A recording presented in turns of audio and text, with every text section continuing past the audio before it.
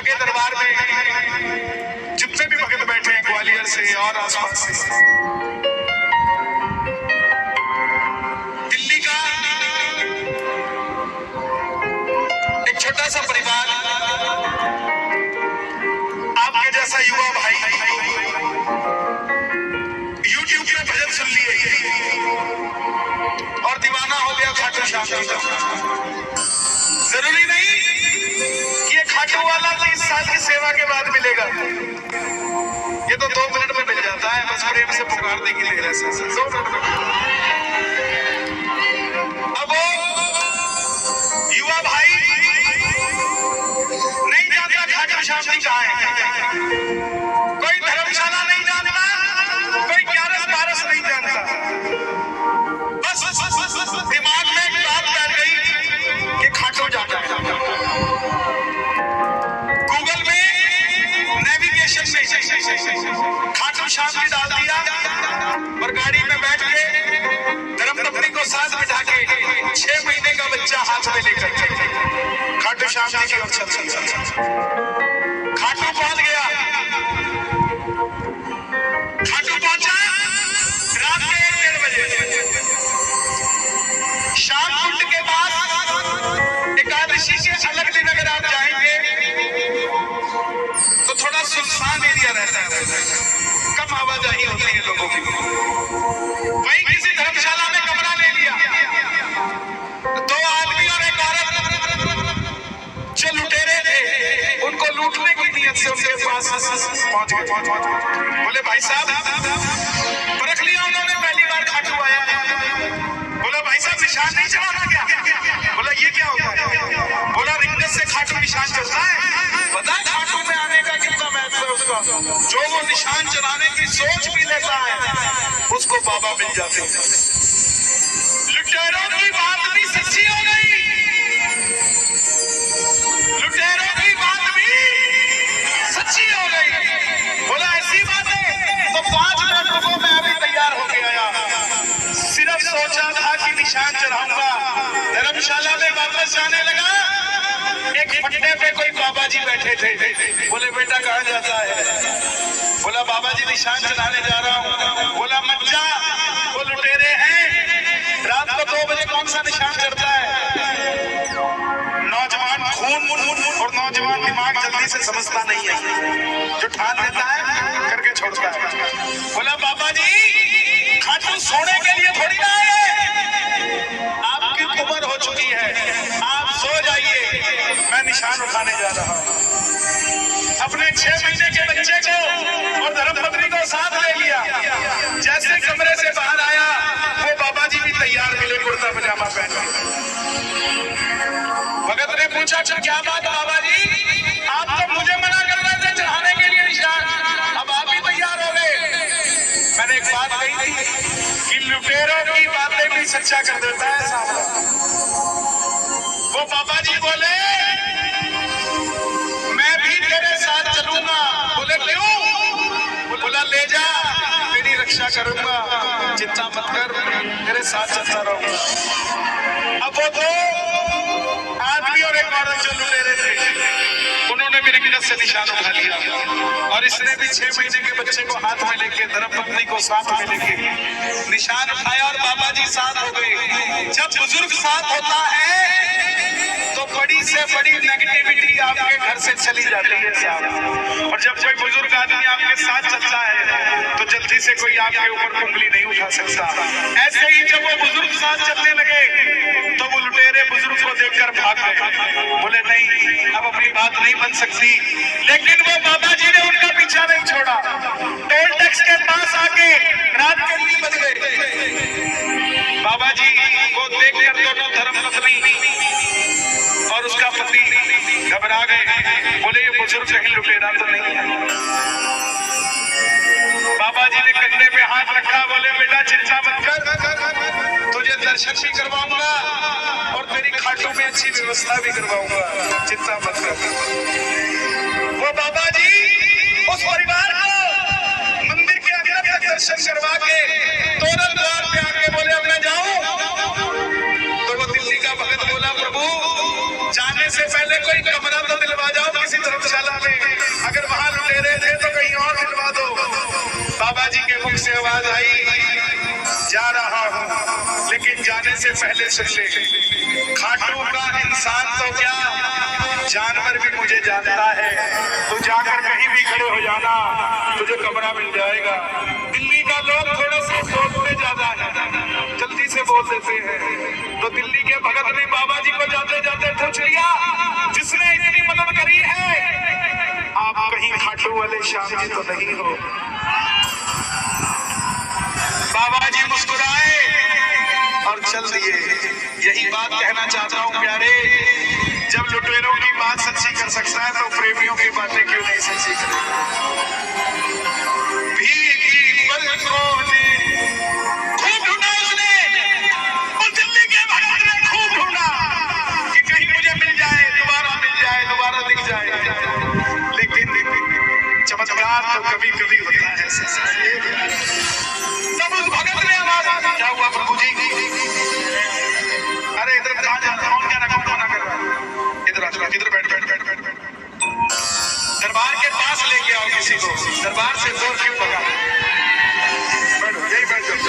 भीगी पलकों ने शाम पुकारा है, बोलो।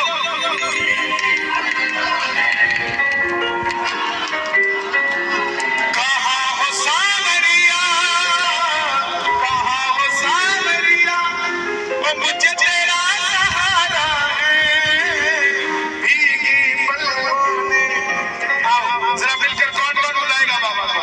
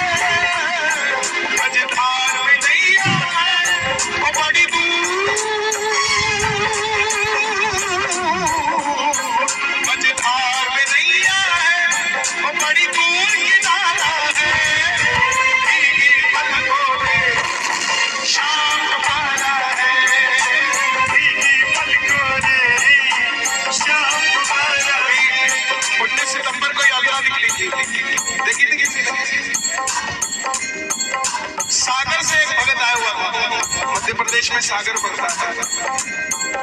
2400 रुपया उधार लेके आया हुआ था।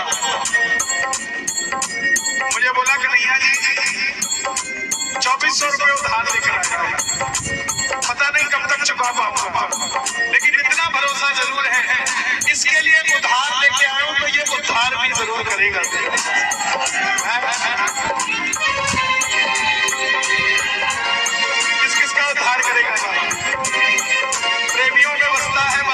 ताली मुझे मिल गई।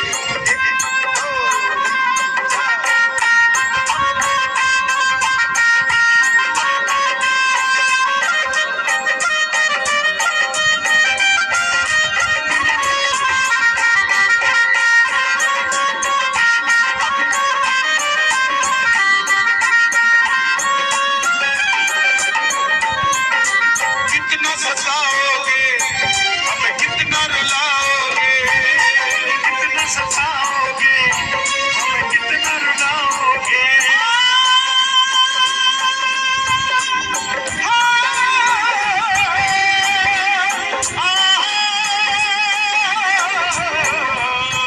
हमें कितना सताओगे, हमें कितना रुलाओगे, कितना सताओगे हमें, कितना रुलाओगे। तुम्हें फर्क नहीं पड़ता हमें कितना सताओगे, तुम्हें फर्क नहीं पड़ता हमें कितना सताओगे, तुम्हें फर्क नहीं पड़ता हमें कितना सताओगे, तुम्हें फर्क नहीं पड़ता हमें कितना सताओगे। जो जग से हार गए, जो जग से हार गए, जग से हार गए, उन्हें तुमने डाला है भीगी पलकों ने, शाम खाया है भीगी पलकों ने, शाम खाया है। उत्तराखंड में लाल कुआं जगह है, लाल कुआं।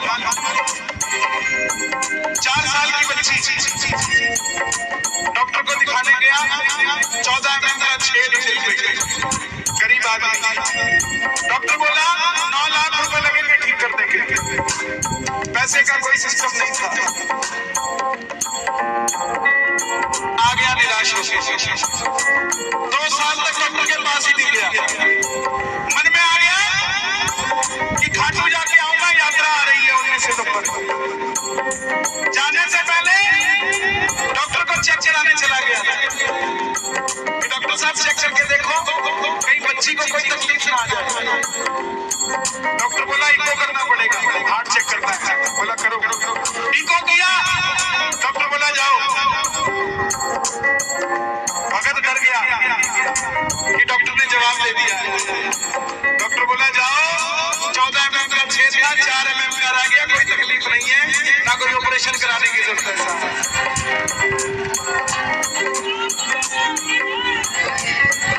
भरती है झोली, भरवाने वाला चाहिए। लगती है अरदास, कोई अरदास लगाने वाला चाहिए। खुला है दरवाजा खाटू का, कोई खाटू जाने वाला चाहिए। कौन कौन जाके आएगा खाटू? जरा ताली बजाइए। 1 2 3 4।